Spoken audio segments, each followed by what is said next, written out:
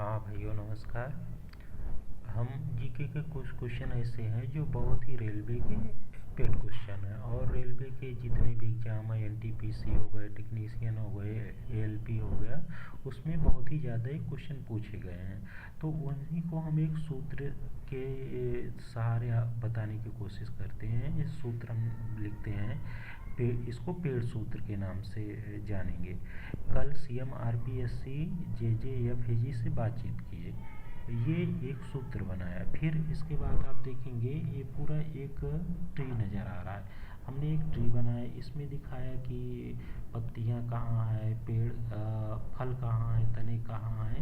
अब इसी से रिलेट करके क्वेश्चन बनाते हैं। क्वेश्चन जैसे पूछा जाता है कि पत्तियां किसके कारण हरी होती हैं, तो पत्तियां क्लोरोफिल के कारण हरी होती हैं। ये कल से सीएल हो गया।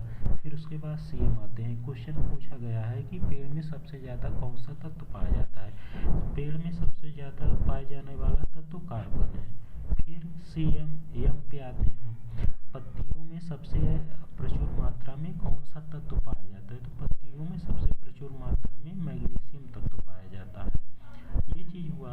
अब हम आगे बढ़ते हैं। जैसे आरपीएससी ऐसा फैक्ट है जो आप ये समझ लीजिए कि रेलवे का पेड क्वेश्चन बनाता है इस पे। अब आरपीएससी का मतलब ये होता है कि जैसे हम देखते हैं ये पेड़ है, पेड़ का ये तना है, फिर तने से आते हैं। आरपीएससी की बात किया जाए, आरपीएससी में क्या है कि देखिए, जैसे रेडिश हो गया, पोटैटो हो गया, स्वीट पोटैटो हो गया, कैरेट हो गई। अब ये क्वेश्चन बहुत बार पूछा गया है कि आलू पेड़ के कौन सा भाग है, मतलब तना है, पत्ती है, फूल। इस तरह क्वेश्चन ये पूछता है कि मूली पेड़ का कौन सा भाग है, गाजर पेड़ का कौन सा भाग है। तो ये आरपीएससी बहुत बार पूछा गया, और ये सभी तने हैं। अगर पूछता है कि पेड़ का कौन है सही सालू है, तो हम बोलेंगे तना है। ये कई बार पूछा गया है।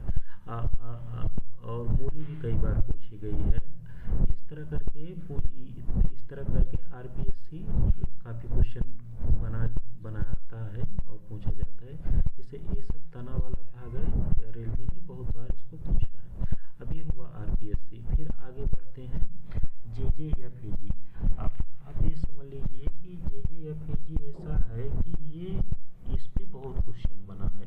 और यहाँ तक हम ये देखते हैं कि जब हम 9वीं 10वीं पढ़ते हैं तो भी जेजेएफ पे बहुत ही क्वेश्चन बनाता है, और हम लोग उसको भले मतलब ध्यान नहीं देते हैं, पर जेजेएफ शुरू से ही चला आ रहा है।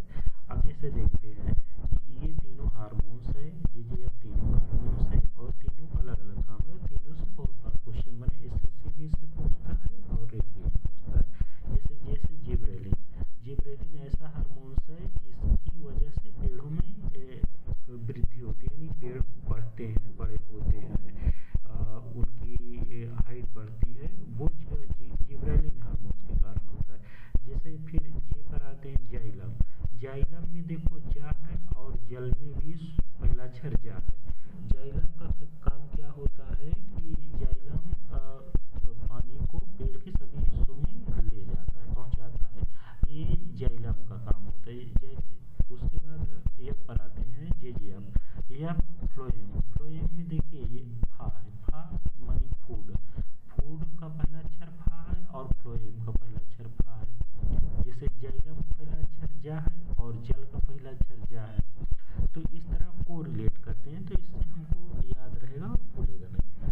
तो है क्या कि फ्लोएम जो होता है, फ्लोएम पौधों में खाद्य पदार्थों को पौधों के अलग अलग हिस्सों में ले जाता है, उसका संवहन करता है, पहुंचाता है। तो इस तरह जेजेएफ से कई बार पूछा गया है। हम बता दें कि जिब्रेलिन पौधों की वृद्धि के लिए आवश्यक है, जाइलम जलों को संवहन करता है, फ्लोएम खाद्य पदार्थों को ले जाता है। जेजेएफ बहुत ही पूछा गया, एसएससी रेलवे में कई बार पूछा गया, जबकि कक्षा 9-10 में बहुविकल्पी के रूप में पूछा जाता है। ये चीज़ हो गया जेजेएफ के बाद एक चीज़ हम आपको और बताना चाहेंगे कि पेड़ सूत्र में जो एजी है, पेड़ सूत्र का जो एजी ऑफिस है पेड़ सूत्र में, वो बहुत पूछा गया है। और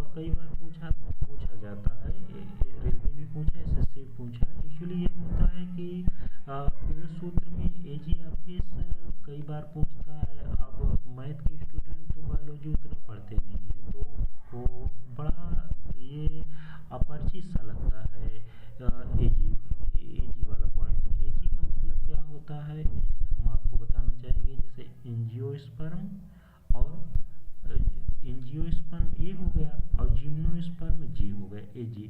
इसी को और अलग अलग नाम से जानते हैं, जैसे एंजियोस्पर्म बोले, अब इसी को आवृत्तबीजी भी बोल देता है। अब बच्चे आवृत्तबीजी तो हिंदी मीडियम का आवृत्तबीजी जानता है, मगर एंजियोस्पर्म लिख देता है वो नहीं पता पाता है, तो उसको क्वेश्चन आते हुए भी गलत हो जाते हैं। इसलिए क्या है, प्रोनाउंसिएशन भी पता होना चाहिए कि इसको कहते क्या है। और ये चीज़ें हम लोग अक्सर सुनते हैं कि आवृत्तबीजी फल और अनावृत्तबीजी फल, इस चीज़ों को अक्सर हम लोग सुना करते हैं। और ये क्वेश्चन कई बार इस पे बना है, कई बार पूछा गया है कि 4 विकल्प देगा और आपसे बोलेगा कि बताइए इसमें से कौन सा आवृत्तबीजी फल है या इनमें से कौन सा अनावृत्तबीजी फल है। और इसमें बता दें कि इसमें केला पे बहुत क्वेश्चन बनता है, कई बार पूछा गया है कि केला कौन सा फल है, आवृत्तबीजी अनावृत्तबीजी। उसमें दे देगा कि आवृत्तबीजी फल है, फिर 4 विकल्प देगा और उसमें छांट कर बताना होगा, ये चीज़ होता है। तो आप जैसे एंजियोस्पर्म और आवृत्तबीजी है क्या, इसको देखते हैं। आवृत्तबीजी का मतलब ये होता है कि जिस बीज के चारों तरफ वृत्त हो वो आवृत्तबीजी है, यानी कि बीज के चारों तरफ वृत्त होगा तो बीज होगा बीच में, बीज होगा बीच में, उसके चारों तरफ वृत्त होगा, यानी बीज घिरा होगा, ढका होगा, अंदर होगा, तो वो आवृत्तबीजी होगा। कहने का मतलब ये है कि आवृत्तबीजी या एंजियोस्पर्म वो फल होते हैं जिनके अंदर बीज पाया जाता है, जिनके गूदे में बीज होता है, यानी बीज दिखेगा नहीं। जब हम फल को काटेंगे खाएंगे तो उसके अंदर बीज मिलता है। जैसे सेब देख लीजिए, सेब अगर है पूरा तो उसमें ये नहीं दिखेगा कि ये सेब है और यहाँ पे इस बीज ये है बाहर से दिख रहा है और बीज निकालें, जब तक सेब को काटेंगे नहीं खाएंगे बीज नहीं मिलेगा।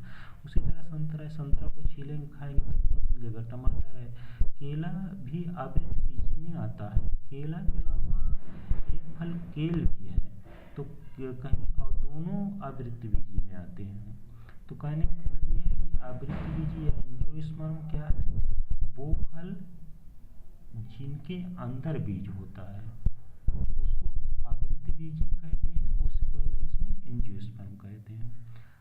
अब उसके बाद जो बचेगा वो अनावृत्तबीजी हो जाएगा या जिम्नोस्पर्म कह लीजिए उसको। तो अनावृत्तबीजी का मतलब ये होता है कि ऐसा फल जिसका बीज फल के अंदर ना हो, बीज बाहर हो, बीज दिखे। जैसे कहने के लिए बाजरे की बाली हम लेते हैं तो देखते हैं कि बाजरे की बाली में बीज ऊपर ही दिखता रहता है कि ये बीज है। वहीं पे जैसे हम ले लें मक्का ले लें जिसको मकाई कहते हैं, तो मक्का लेंगे तो मक्का में देखेंगे कि बीज तो रहता है पर उसके ऊपर हम ये देखेंगे कि पत्ता लगा रहता है, उसको पत्ते को हटाते हैं तब बीज निकलता है। तो अब जैसे मक्का हो गया, मकाई हो गया और वो आवृत्तबीजी हो गया। वहीं पे बाजरा ले लिया, बाजरा अनावृत्तबीजी हो, क्यों, बाजरे में बीज ऊपर ही दिखाई दे रहा है और मक्का में बीज अंदर है। उसी प्रकार जैसे गेहूँ ले लेते हैं, गेहूँ में देखेंगे गेहूँ है, सरसों है, तो इनका बीज ढका हुआ है, वो अंदर है। तो इस प्रकार से पहचानेंगे कि आवृत्तबीजी या एंजियोस्पर्म कौन है, अनावृत्तबीजी या जिम्नोस्पर्म कौन है। इस पे कई बार क्वेश्चन बना है और एसएससी रेलवे का ये पेड क्वेश्चन है और बहुत ही पूछा जाता है। इस तरह करके कल सीएम आरपीएससी जेजेएफएजी से कई क्वेश्चन बनते हैं और पेड क्वेश्चन है, बहुत बार पूछा जाता है और रेलवे एसएससी में बहुत पूछा गया है। इसलिए इसको एक बार देखते हैं, पढ़ते हैं, पढ़ने के बाद फिर प्रैक्टिस करते हैं जिससे हमको मदद मिलेगी। Okay, thank you.